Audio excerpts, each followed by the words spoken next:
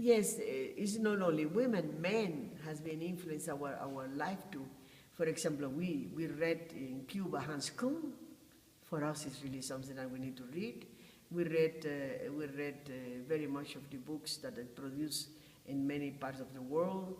That what happened is that sometimes we have the books from the north in our libraries in the south, but the north they don't have the theology and the books that we have in the south. Right. This is a contract sometimes. Sometimes I go to some places and say, do you know Elsa Thomas? No. Oh, do you know anybody Guevara? No. What happened to you? You need to go even to internet now and look for these names because they don't know.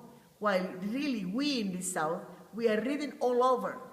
The production of theology all over, we are reading. Because now the Roman Catholic Church traduces very, very quickly in Spain. Many of the books that are in Germany or in the United States or in Canada. Then we have all this treasure, sometimes in Spanish. And then we collect them, we have them in our libraries in the South. So what poets would you suggest people to read from Cuba or other places? Well, there are many poetry in Cuba, of course, Nicolas Guillen, and many others. I will say that I don't know the name of many.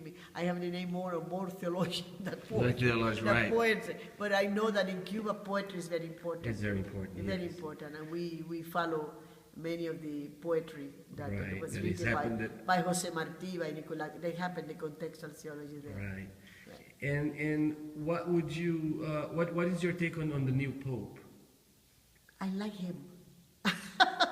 I like Francisco. The first thing that I looked in Francisco was when he was taking his Pope ordination in the Vatican. In the Vatican, to look at his feet, to see he has the red shoes, and he has it. Then I was happy to see him without red shoes. And then at the same time, the whole ceremony was so good. And then even I am reading that he's thinking to elevate the role of the women. Recently I read this on the internet. I don't know if this will be true or not. But anyway, I like him. And so there are many stories now that I don't know if these true stories or not. For example, one person from Argentina told me the story that he was going to the Vatican with shoes that are not very good. Then the wife of a worker in his congregation said, "You cannot go to the Vatican with these shoes." Then she bought a pair of shoes for him. And then the way that in the Vatican, when he was there, he was already elected. He went to the hotel to pay the bill. Yes, that's And then right. they said, it's another story. He said, no, you don't need to pay the bill. He said, yes, I need to pay my bill. Then I think that he's a humble person. And humility, it was something that sometimes it is necessary in the hierarchy of the church. And at the same time, we need to pray for him. Because what he has in his hands, I think for Benedicto, it was difficult to deal with this portfolio of problems, of corruption and pederasta of the Roman Catholic Church. It was difficult to him to deal with that. And then he needed to pass to Francisco. But I hope that Francisco would really deal with all these terrible problems that they have of the pederastas priests and of the religious sisters too, because there are some religious sisters that they are asking, and Roman Catholic women that they are asking for more freedom. And then I think that I like him because he's humble. And I think that maybe this could be a possibility for the Roman Catholic Church to be different, like John 23 did, 2030.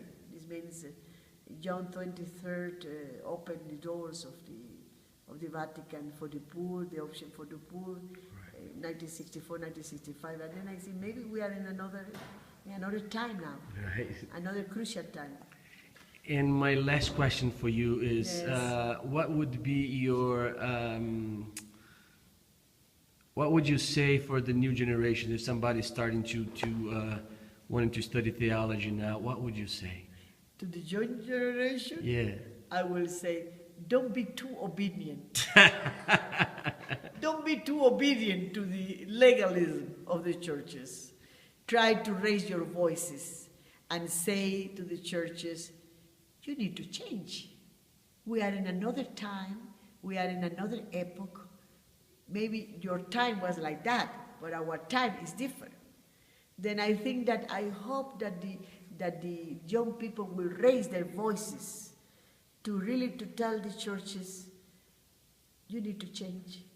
Because we need a church that will be an open church, that will receive the young people fully, that will accept them, that will learn from them, because we need to learn a lot from the young people, that we will learn from them, that we will love their music too, that we really enjoy the young people.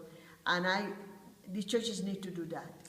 And still we have a long way to arrive to that. Then I will say to the young people, don't really be quiet. Speak what you have in your heart. Don't be quiet. Because if you will be very quiet, then we cannot hear your cry and your concerns, and we need to work with them. And I will say, I love to be with the young people, but it means I know that it's difficult for them to be in our structures today. And our structures today in the society and in the church are so close that they have lack of freedom, lack of opportunity, lack to be accepted by the people all over. Then I hope that we understand that, and they will continue working. I love this, what they did in Madrid and the other places, this, what do you call los... Indignados?